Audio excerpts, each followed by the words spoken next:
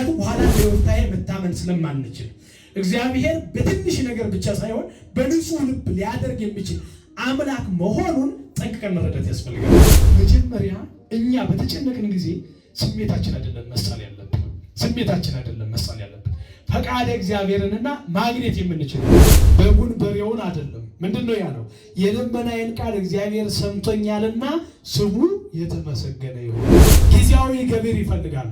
እግዚአብሔር ያድናል ሲባል የማያምኑ እግዚአብሔር አድኖ ሲያዩ ግን የሚያምኑ ሰዎች አሉ። ከእምነታቸው ድክመት ንጹህ ምስክርነት እንኳን እግዚአብሔር ይፈልጋል፣ እንድናመሰግነው ይፈልጋል። እንግዲህ በጥሎ ማለት የክርስትና እድገት የለም። እግዚአብሔር የሚሸልመን ዋንጫ የሚያልቅ አይደለም።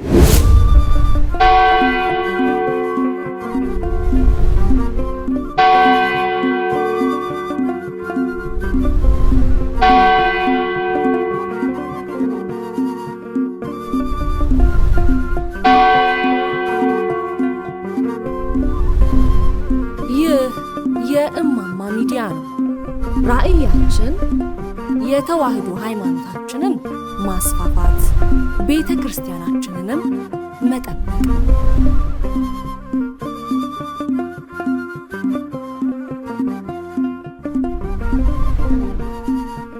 መሳደድ በሽታ ነው። አለመረጋጋት በሽታ ነው። የሰውን ሐሳብ አለመረዳት በሽታ ነው። መወደድ አለመቻል በሽታ ነው። መደመጥ አለመቻል በሽታ ነው። ግርማ ውበት ማጣት በሽታ ነው። የሥጋ ውበት አይደለም።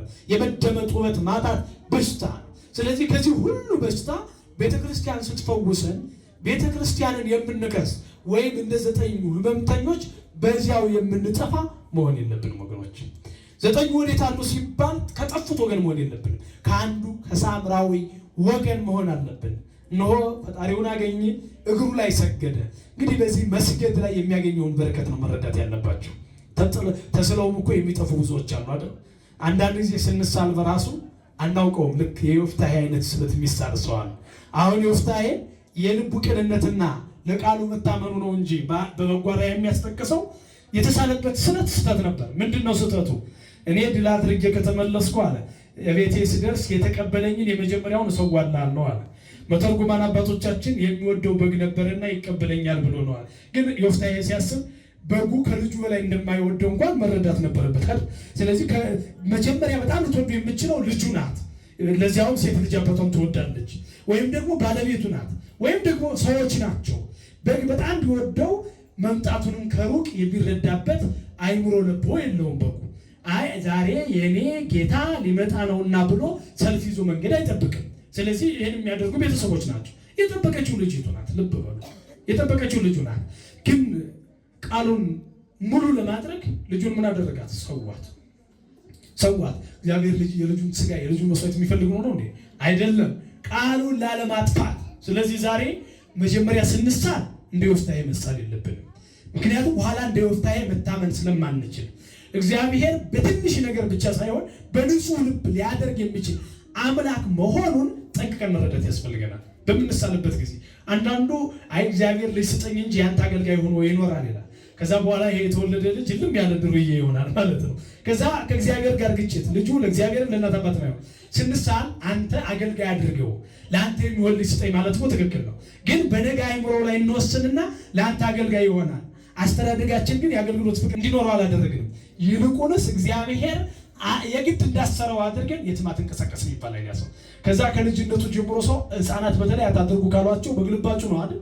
አታድርግ የተባለውን ነገር ለማድረግ ቀን ሲጠብቅ ይኖራል ማለት ነው። ጥፋትንና በጎነትን በማስተማር በማስገንዘብና አይምሯቸው እንዲዳኝ በማድረግ ሳይሆን ያደጉት ተወጣትና እየተባሉ ያደጉ ሰዎች የወጡለት ልክ ታስሮ የዋለ ጥጃ ማታ ሲፈታ ሜዳ ይበቃውም ሲዘል እንደዛ ነው የሚሆኑት ማለት ነው። ስለዚህ ስንሳል ምን ማድረግ አለብን? እንዳንጠፋ ስንድን መፈወስንና መጥፋትን እንዲሁም ደግሞ መፈወስንና ወደ እግዚአብሔር መቅረብን የሚያሳይ ስለሆነ መጀመሪያ እኛ በተጨነቅን ጊዜ ስሜታችን አይደለም መሳል ያለብን፣ ስሜታችን አይደለም መሳል ያለብን ፈቃደ እግዚአብሔርንና ማግኘት የምንችለውን ከተሳልን በኋላ ግን ዮፍታሔ ለልጁ እንዳራራ የተሳልነውን ስለት ማምጣት አለብን። ቃል የወጣበትን የእግዚአብሔር የሆነውን መብላት፣ የእግዚአብሔር የሆነውን መስረቅ፣ መዝረፍ፣ ቃል መስበር ይሄ እግዚአብሔር ጨርሶ የሚጠላው ስለሆነ ማለት ነው። በዚህ በኦሪት ዘኍልቍ ምዕራፍ 30 ቁጥር 2 ላይ ምንድነው የሚለው? እግዚአብሔር ለእግዚአብሔር ብትሳል ራስህንም በመሐላ ብታስር ቃልህ አይሰበር፣ ካፍ የወጣውን አድርግ በማለት ይገልጻል ማለት ነው። ቃል መሰበር የለበትም። ቃል መሰበር ማለት አደርጋለሁ ያለው ሳይሆን ሲቀር ነው። ስለዚህ በዚህ ጊዜ 9 ወዲት አሉ ተስለው አልነበረም እንዴ ብሎ እግዚአብሔር ሲፈልግ እንዳያጣን ለምስጋና እንኳን አውደ ምሕረቱ ላይ መቆም አለብን። ለምን? ለምስጋና። ቅዱስ ዳዊት ምን ይላል? ይትባረክ እግዚአብሔር እስመ ሰማኒ ቃለ ስእለትየ። በጉን በሬውን አይደለም ምንድነው ያለው? የልመናዬን ቃል እግዚአብሔር ሰምቶኛልና ስሙ የተመሰገነ ይሁን። እግዚአብሔር እኮ ስእለትን፣ እግዚአብሔር እኮ ምስክርነትን የሚፈልገው እግዚአብሔር ስለማይታወቅ እንዲታወቅ አይደለም። ታዲያ ለማን ነው? ያልጸኑ አሉ። እግዚአብሔር ያድነን ይሆን እውነት ግን ይደርስልን ይሆን ብለው ምስክርነት ካላዩ ቢጠቀስላቸው የማይረዳቸው ሰዎች አሉ። አንዳንድ ጊዜ እኮ ያስቸግራል። አንደኛው ሐዘን ደረሰውና መጽሐፉ እንዲህ ይላል መጽሐፉ እንዲህ ይላል ሲሉት አይኔ ነኝ እንጂ አባቴ የሞተብኝ መጽሐፉ ማመኑ ተነክቶበታል ይባላል። መጽሐፉ ማመኑ ተነክቶበት እንዲህ አይነት ሰው አለ፣ በእምነቱ ደካማ የሆነ ሰው። ስለዚህ ያ ሰው ምን ይፈልጋል መሰላችሁ? አሁን ይሄ አባቱ የሞተበት ሰው መጥቶ ቢያጽናናው ይጽናናል ማለት እኮ ነው። ጊዜያዊ ገቢር ይፈልጋሉ። እግዚአብሔር ያድናል ሲባል የማያምኑ እግዚአብሔር አድኖ ሲያዩ ግን የሚያምኑ ሰዎች አሉ። ከእምነታቸው ድክመት የተነሳ ትክክል ናቸው ማለት አይደለም።